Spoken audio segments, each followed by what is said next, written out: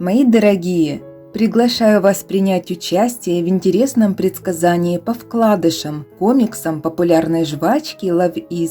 Для начала я хочу ознакомить вас с историей ее создания, которую я не смогла оставить без внимания. Это нереально трогательная история любви итальянца Роберто Кассалли и Ким Гроу, девушки из Новой Зеландии, дала начало жвачке с милыми и лиричными вкладышами.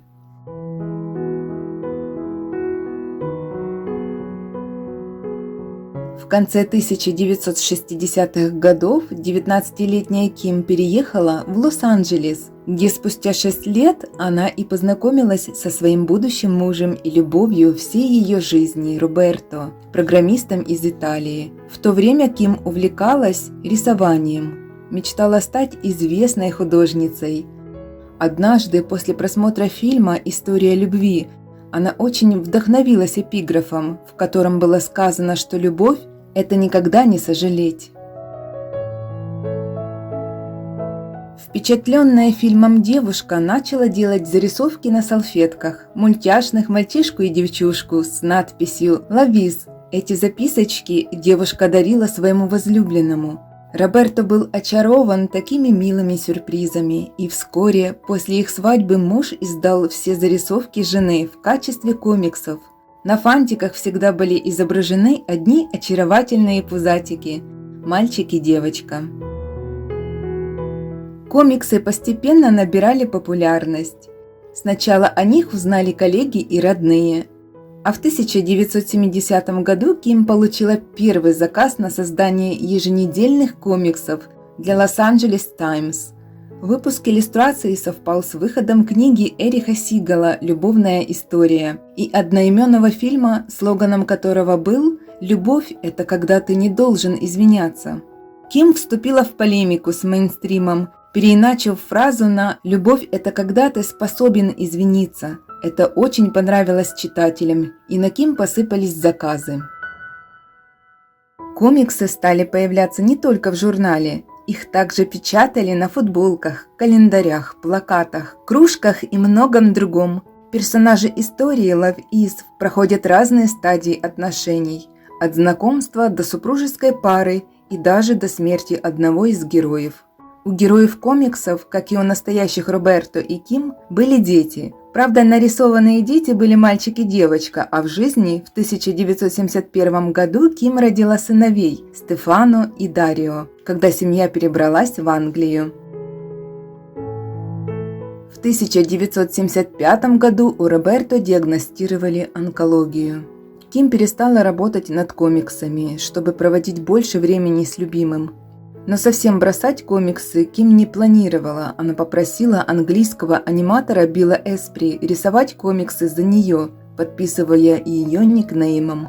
Именно из-под кисти Билла стали выходить первые цветные комиксы с одетыми персонажами Love Is, которые переняли художники зарубежных стран. В 1975 году Роберто сделали операцию. Мы говорили о подарках на Рождество, и я сказала Роберто, что не хочу кольцо с бриллиантом, я хочу еще ребенка.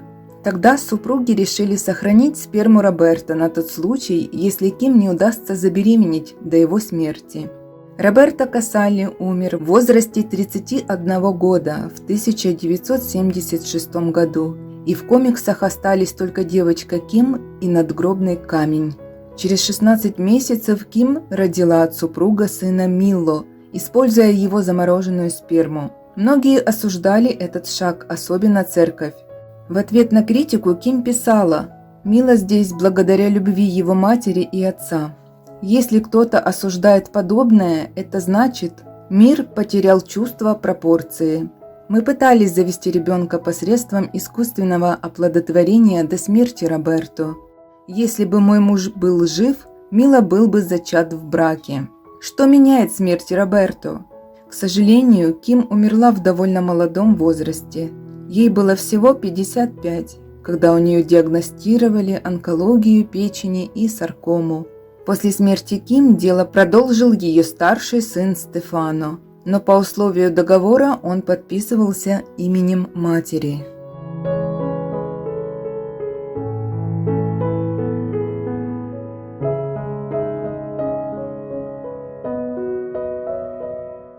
Ну что ж, теперь перейдем к предсказаниям по вкладышам Love Is.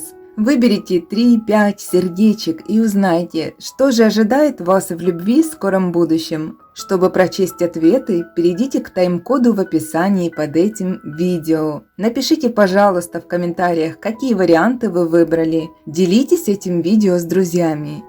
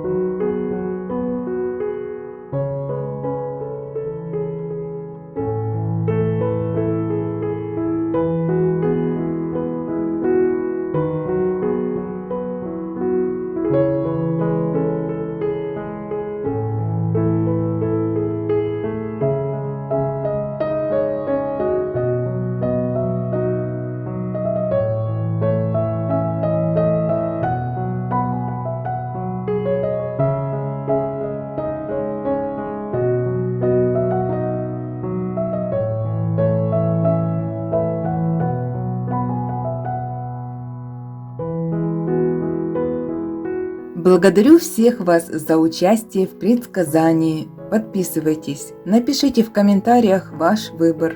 Делитесь этим видео с друзьями. Отличного всем настроения. До встречи. Ваша Марго.